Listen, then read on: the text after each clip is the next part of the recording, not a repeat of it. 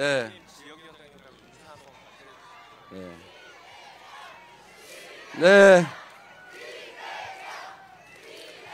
자, 제주도민 여러분, 이재명입니다. 인사드립니다. 우리 제주도에 국회의원 3분이 계시는데 우리가 서귀포를 이번에는 선거기간이 너무 짧아서 가기가 어렵게 됐어요. 우리 서귀포에 우리 의원님 우리 미성걸 의원님 죄송하게 생각되는데 격려 박수 부탁드립니다. 제주도는 잘 지키고 있는 거죠? 네. 우리 문대림 의원은 어떻습니까? 박수 한번 부탁드립니다. 그리고 우리 김한규 의원님 너무 잘나서 옆에 서 있고 싶지 않은데 네, 잘하고 있죠? 우리 잘 준비된 민주당의 일꾼이니까 여러분들이 잘 부리시기 바랍니다. 감사드립니다. 화이팅! 네, 다음은 오늘 이 자리에는 제주 4.3의 아픔을 가슴에 안고 살아계신 유가족분들께서 이 자리에 함께해 주셨습니다. 제주의 봄에 염원하는 마음을 담아 꽃으로 만든 투표 기호를 후보님께 전달하겠습니다.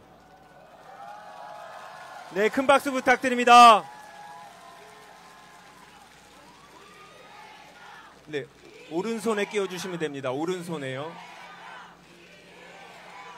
네, 여러분 사전투표는 5월 29일, 30일 다음 주 목요일, 금요일입니다. 우리가 투표하면 진짜 대한민국이 옵니다.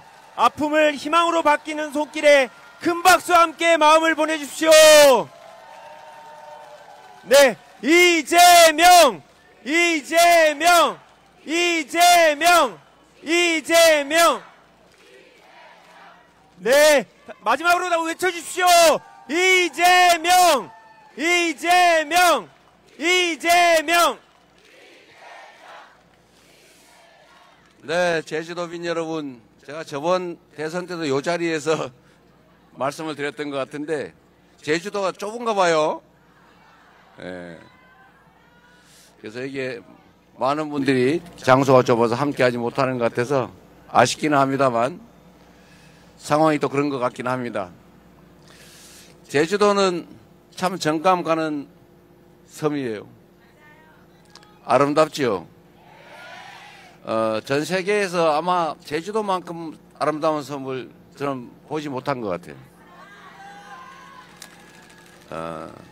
정말로 아름다운 섬입니다. 그런데 이 아름다운 섬에 가슴 아픈 사연이 있죠. 지금은 정말로 아름다운 그리고 희망이 있는 그런 섬처럼 보이지만 이 땅 속에는 한을 품고 묻힌 많은 사람들이 있죠. 같은 날 제사를 지내는 동네가 많다면서요. 그 얼마나 가슴 아픈 사연이겠습니까?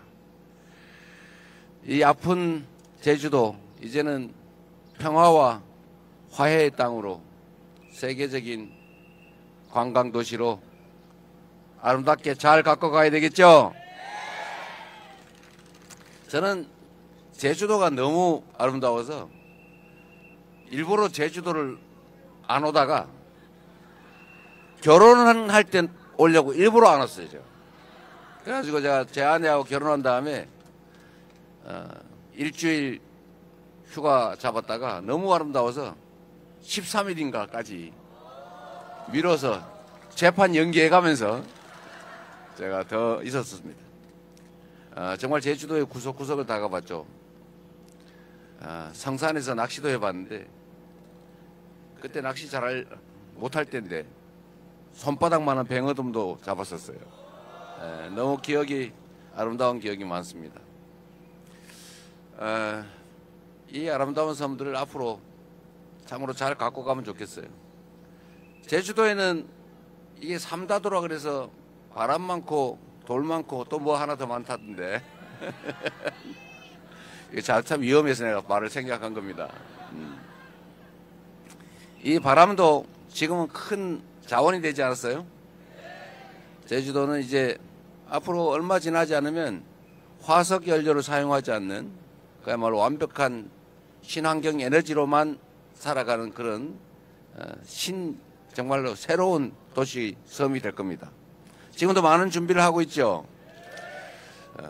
좀 비싸긴 하겠지만 그러나 이 풍력 발전도 앞으로는 화석연료 발전보다는 훨씬 싸질 가능성이 많습니다. 재생에너지 사회로 우리가 신속하게 넘어가야 되고 제주도가 아마 대한민국의 재생에너지 사회의 선도적인 지역, 모범적인 도시가 될 것입니다. 또 그렇게 만들어야 됩니다. 그게 제주도의 새로운 기회가 되지 않을까 생각합니다. 맞죠?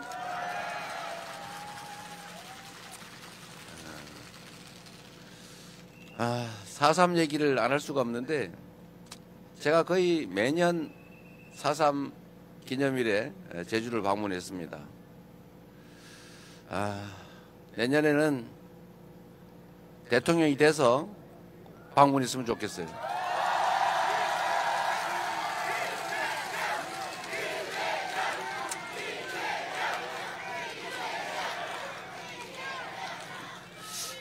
요즘 제주도 4.3과 관련해서 저는 참 많은 생각이 듭니다. 지금 대한민국을 빛낸 노벨 문학상을 수상한 한강 작가가 한 말이 참 유행하지 않습니까? 특히 지금 이번 대선이 작년 12월 3일에 그 내란 신이 군사 쿠데타 비상계엄 때문에 사실은 대통령이 파면되고 치러지는 선거입니다. 이 한강 작가가 한 얘기 중에 과거가 미래를 도울 수 있는가? 과거가 현재를 도울 수 있는가? 죽은 자가 산 자를 구할 수 있는가? 이런 의문을 가졌다고 하지 않습니까? 저는 이게 역사적 진실이라고 생각해요. 우리는 인과응보, 업보 이런 얘기를 많이 쓰지 않습니까? 제주 4.3은 우리나라 최초의 계엄, 비상계엄으로 제주도민의 10분의 1이 학살당한 사건이죠. 저는 그 구체적 장면들을 또는 그 광경들을 설명을 들을 때마다 정말로 끔찍해요. 어떻게 인간에게 그렇게 잔인할 수 있는가? 어떻게 사람을 생명체로 존중하지 않고 우주의 무게로 존중하지는 못할 망정 최소한 동물이나 곤충처럼 우리가 취급하지도 못한 것이죠. 우리는 곤충을 한 마리 밟을 때도 망설이지 않습니까? 그런데 같이 살아가는 사람에게 그렇게 잔인하게 대량 학살을 저지를 수 있는가?